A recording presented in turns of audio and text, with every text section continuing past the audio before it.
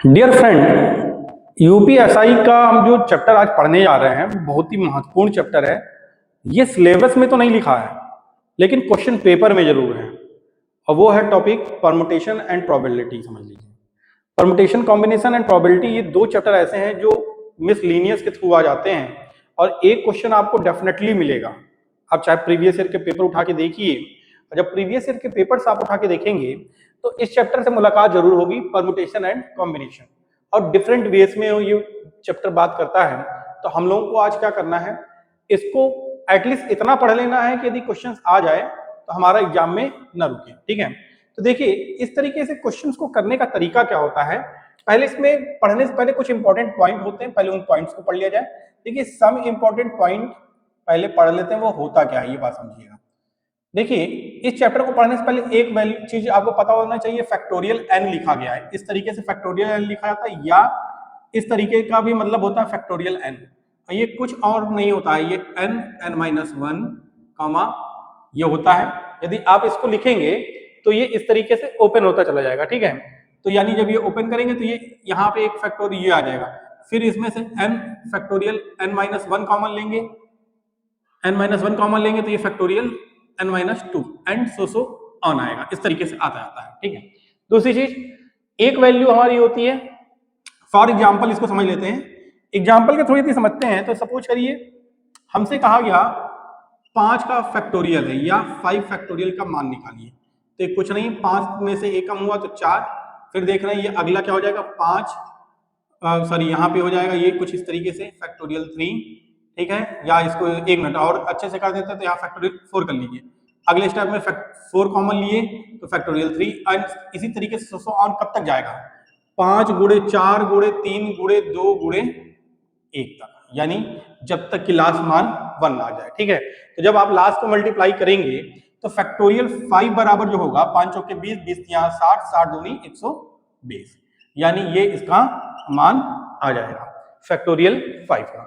दूसरी बात, इसमें आपसे कहा जाता है कि कुछ वैल्यू पता होनी चाहिए। देखिए फैक्टोरियल 0 जो होता है, या इसको इस तरीके से लिखा जाएगा, ये हमेशा 1 होगा, और फैक्टोरियल 1 का भी मान हमेशा 1 होता है। ये इतनी चीजें आपको चैप्टर की शुरुआत में पता होना चाहिए कि ये क्या चैप्टर है और किस तरीके से हमें पढ़ना है। ठीक है, तो पहला इतना पोर्शन कॉपी कर लीजिए और फिर हम इसके आगे बढ़ते हैं।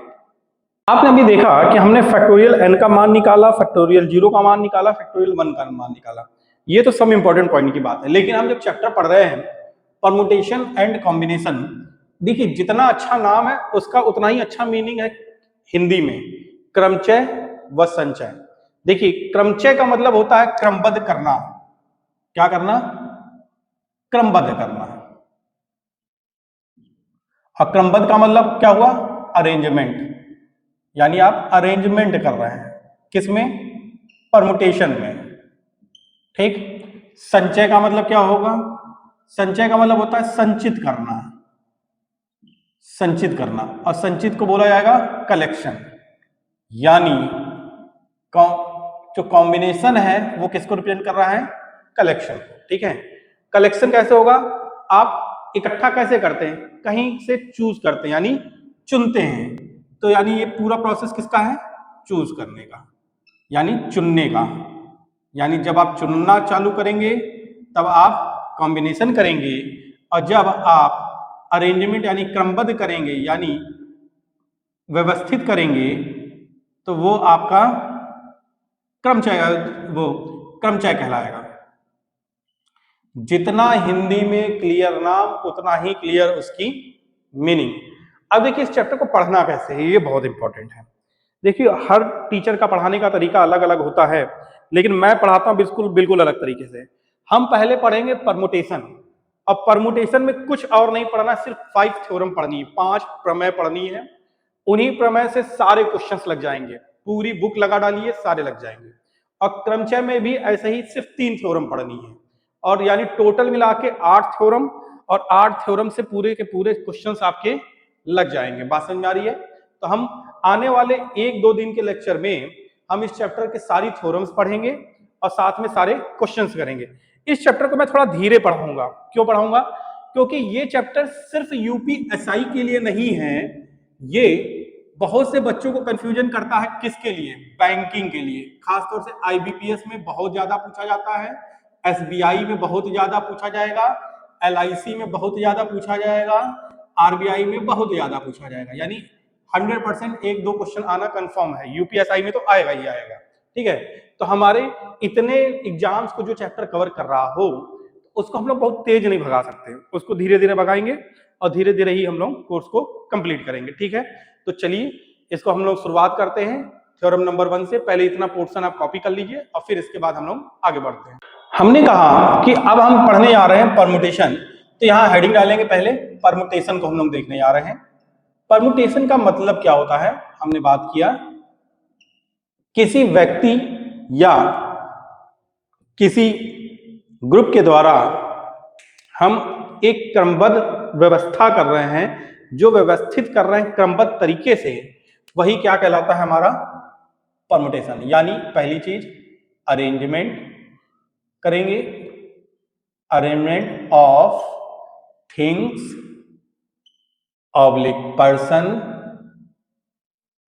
Is called permutation.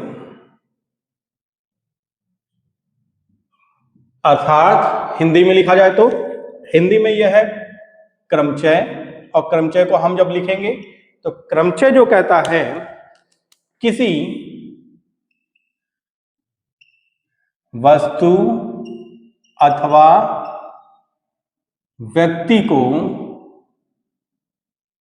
व्यक्तियों को व्यवस्थित क्रमबद्ध तरीके से व्यवस्थित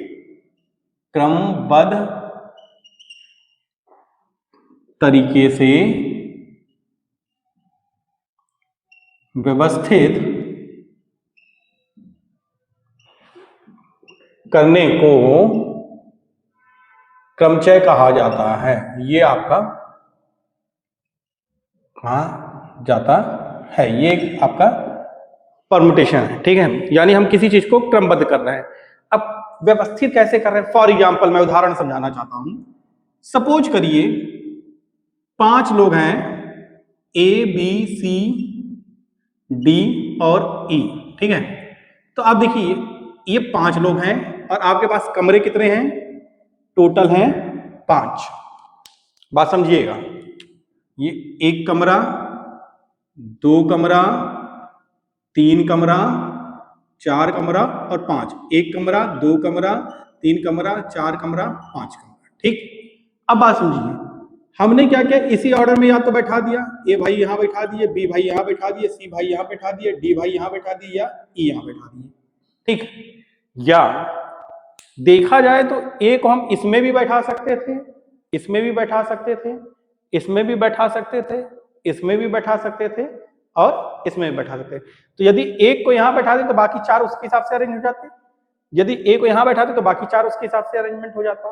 तो देखा जाए तो हम कितने तरीके से बैठा सकते हैं, फैक्टोरियल 5, और ये 5 होगा, यानी 5 लेटर्स को टोटल बैठाया जाए तो कितना हो जाएगा, 5 4 3 2 1, यानी कितना हो जाएगा, 5 चौके 20, 20 60 और 60 दूनी 120 तरीके से हम बैठा सकते हैं। बात समझिएगा, एक बार हमने इसको रख दिया, दूसरे बार यहाँ पे, ये तीसरी बार, 4 बार, 5 बार, फिर क्या हुआ, फिर ये बी लेटर को भी 5 बार, फिर सी लेटर को भी 5 बार, फिर डी लेटर को भी 5 बार, फिर ई लेटर को भी 5 बार, फिर इधर से भी बैठा सकते हैं, ठीक। फिर हम क्या कर सकते हैं, इसको बीच में रखा, इसके एक अगल में ई बैठा दिया, इसके बगल में सी बैठा दिया, इस तरीके से कर सकते हैं। तो टोटल तरीके हो सकते हैं अरेंजमेंट फैक्टोरियल 5, ठीक है। अब देखिए हमने कहा था कि ये अरेंजमेंट करने का तरीका कितना होता है। देखिए अरेंजमेंट जो होता है वो मेनली 2 तरीके से होता है, अब वो 2 ही तरीके से आप क्रमबद्ध कर सकते हैं। क्रमबद्ध कैसे किया जा सकता है, क्रमबद्ध यानी अरेंजमेंट आप कर सकते हैं only in 2 types, in 2 types. और वो पहला टाइप होगा इसमें सम और दूसरा टाइप होगा प्रोडक्ट रूल, यानी जो नियम होगा उसको हम बोलेंगे सम रूल और दूसरे को बोलेंगे प्रोडक्ट रूल। हम ये दो तरीके से ही कर सकते हैं। उसके बाद हम अभी थ्योरम पे आए नहीं है, थ्योरम हम देखेंगे कि थ्योरम क्या होता है। देखिए ये क्या कहता है कि देखिए दो लोग हैं, एक भाई साहब ए हैं और एक भाई साहब बी हैं, ठीक है। तो सम रूल क्या कहता है कि ए को हम बैठा सकते हैं पी तरीके से, बी को बैठा सकते हैं कितने तरीके से, के तरीके से। समझ में आया? ए को हम बैठा सकते हैं पी तरीके से और बी को बैठा सकते हैं के तरीके से। तो कह रहा है सी तभी बैठेगा जब P प्लस के बैठेंगे, यानी दोनों इस तरीके से बैठेंगे तभी कौन बैठेगा, सी। एक तीसरा है वो तभी वर्क करेगा या वो तभी बैठेगा जब P प्लस के होगा। सेम प्रोडक्ट रूल में क्या कहता है कि सी तब बैठेगा जब P इंटू के होगा, यानी दोनों का प्रोडक्ट होगा। यहाँ पे सम होगा और यहाँ पे प्रोडक्ट होगा। ये बात समझिएगा। तो जब सम होगा यानी ये सम हो रहा है यहाँ पे और यहाँ के केस में प्रोडक्ट हो रहा है, तो इसको गुणा जब होगा तो इसको प्रोडक्ट रूल बोला जाएगा, जब सम होगा तो उसको सम रूल बोला जाएगा। कॉपी कर लीजिए, हम आगे बढ़ते हैं। हमने कहा था कि इस चैप्टर को हम पढ़ेंगे थ्योरम के माध्यम से। तो हम पहला टॉपिक पढ़ रहे हैं परमुटेशन में। भी आपने देखा कि इसमें दो तरीके से अरेंजमेंट किया जा सकता है। एक किया जा सकता है सम रूल के थ्रू और एक किया जा सकता है प्रोडक्ट रूल के थ्रू। अब लेकिन हमने कहा था कि थ्योरम, इस चैप्टर को पढ़ने का तरीका क्या है कि 5 थ्योरम है।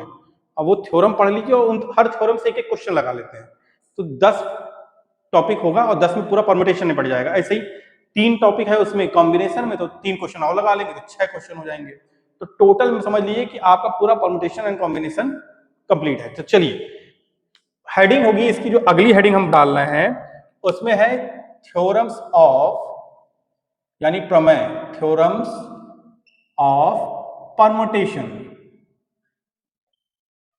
यानी क्रमचय की प्रमेय। ठीक है, इसको हेडिंग में डालेंगे क्रमचय की प्रमेय। ये इसकी हेडिंग होगी हिंदी में। अब देखिए इसमें थ्योरम नंबर 1 की बात करता हूं मैं। थ्योरम 1 क्या कहता है? थ्योरम है नंबर 1 है।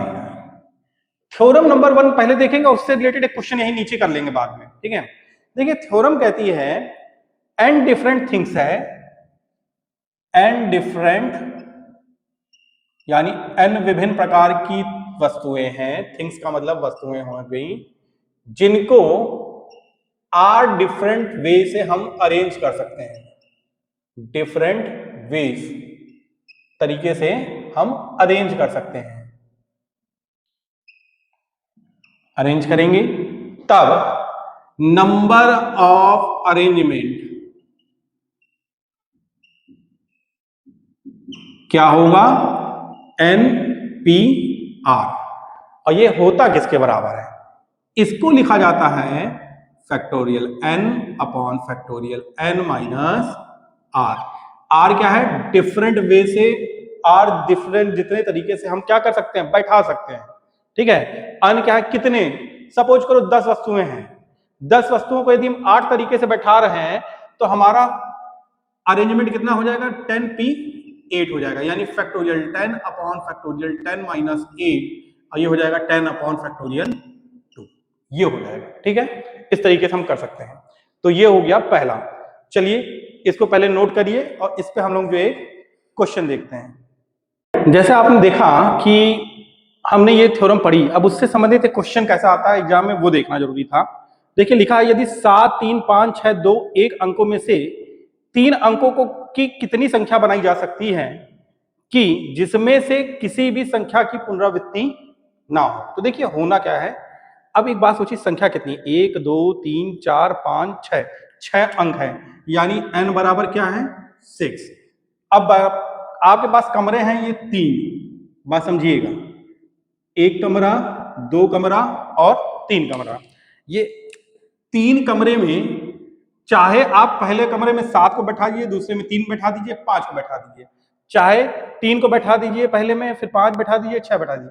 तो आपसे पूछा जा रहा है कितने तरीके, कितनी संख्याएं बनाई जा सकती है। तो यानी देखिए सिर्फ अरेंजमेंट कितने का करना है, यानी 1, 2, 3 का। तो r बराबर तीन तरीके से अरेंजमेंट कर सकते हैं, चाहे जो संख्या पहले रखें, चाहे दूसरे में बैठाएं, चाहे तीसरे में बैठाएं, और इन 7 6 में से ही किसी एक को करना है। तो इसको जो अरेंज करेंगे वो होगा क्या, NPR यानी 6p3, और इसको लिखा जाएगा फैक्टोरियल 6 अपॉन फैक्टोरियल 6 माइनस 3, तो ये आएगा 6 गुणे 5, इसको बल्कि इसी तरह थोड़ा सा और सॉल्व कर देते हैं, फैक्टोरियल 6 अपॉन फैक्टोरियल 3, और इसको और किया जाए तो इसको 6 into 5 into 4 into factorial 3 upon नीचे फैक्टोरियल 3 है ही है, ये टर्म कैंसिल करेंगे तो कितना आ जाएगा, 6 पंचे 30 और 30 चौके 120, यानी कितने नंबर ऑफ वेज हो जाएंगे, यानी टोटल नंबर ऑफ वेज कितने हो जाएंगे, कितने तरीके से हम संख्याएं बना सकते हैं, 120 संख्या बनाई जा सकती है इन 6 अंकों को यूज करके, 3 अंकों वाली बात समझ में आया, यानी इन 6 अंकों में का यूज करके आप 3 अंकों वाली 120 संख्या बना सकते हैं। ये आपका पहले थ्योरम का पहला प्रॉपर्टी हुआ, उससे संबंधित एक क्वेश्चन हुआ। अब हम थ्योरम नंबर 2 की तरफ बढ़ेंगे, इसको कॉपी करिए। अब हम थ्योरम नंबर 2 देखने जा रहे हैं।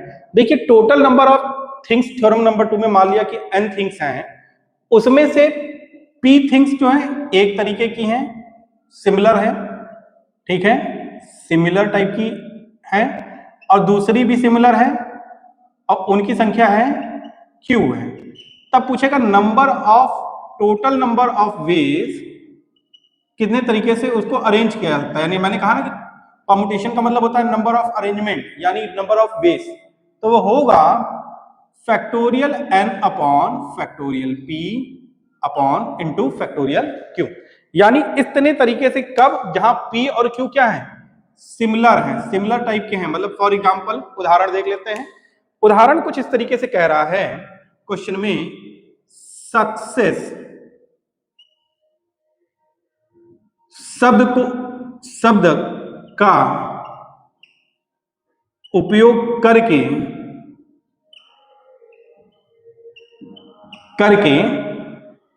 कितने नए वर्ड बनाए जा सकते हैं, कितने नए शब्द बनाए जा सकते हैं। देखिए अब इस टाइप के क्वेश्चन को करने का तरीका समझिएगा। यहां पे देखिए कितने हैं, 1 2 3 4 5 6 7, यानी टोटल नंबर ऑफ थिंग्स कितने हैं, 7। अब देखिए s जो आया है कितनी बार आया है, s 1 2 3 बार आया है, u कितनी बार आया है, 1 बार आया है, e कितनी बार आया है, 1 बार आया है, और c कितनी बार आया है, c आया है 2 बार। तो यानी एक बात देखिए, ये दोनों सिमिलर टाइप के हैं s और 3, उनकी संख्या दे दी गई है, तो पूछ रहा है कितने तरीके से इनको अरेंज करके हम नए शब्द बना सकते हैं। तो टोटल नंबर ऑफ वेज या अरेंजमेंट कह लीजिए, अरेंजमेंट जो होगा वो होगा क्या, टोटल है factorial n upon factorial p factorial q factorial r, इस तरीके से लिख सकते हैं जितना मन करे वो। तो यहाँ पे है कितना, फैक्टोरियल n बराबर है 7, फिर 3 1 1 2, फैक्टोरियल 3 फैक्टोरियल 1 फैक्टोरियल 1 फैक्टोरियल 2। अब देखिए इसको सॉल्व कैसे करेंगे।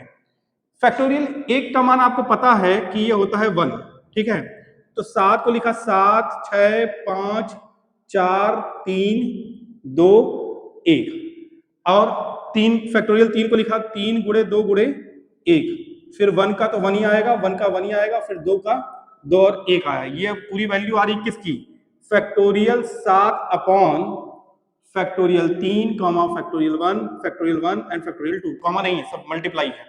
तो यहां से देखिए कुछ कट पा रहा है क्या, 3 और 2 कट गए, 2 के पहाड़े से ये 2 बार में कटा, तो 5 दूनी 10, 10 चौके 10 6 60, 7 6 42, तो यानी कितना तरीका हो सकता है, 420, यानी कितने वर्ड्स बन सकते हैं, 420 नए वर्ड्स हम बना सकते हैं इनको यूज करके, ठीक है। तो देखिए थ्योरम नंबर 2 हमने आज डिस्कस कर लिया, थ्योरम 1 डिस्कस कर लिया, परमुटेशन के हमने थ्योरी का डिफिनेशन समझा, फिर उसके बाद उसकी 2 थ्योरम्स देखी, उसमें टाइप देखा। अब अगले टर्न पे हम इसके बाकी 3 थ्योरम देखेंगे और उनके एग्जाम्पल्स देखेंगे। तो डियर फ्रेंड्स, यदि आपको हमारे ये लेक्चर समझ में आ रहे हों तो प्लीज ज्यादा से ज्यादा चैनल को लाइक करिए, शेयर करिए और सब्सक्राइब करिए, ताकि आपका सहयोग जितना मिलेगा हम उतने ज्यादा अधिक से अधिक चैनल पे वीडियो लाने के लिए प्रेरित होंगे और उतना वीडियो हम बनाएंगे और आपसे अधिक कनेक्ट हो पाएंगे। चलिए आज के लिए इतना ही, धन्यवाद।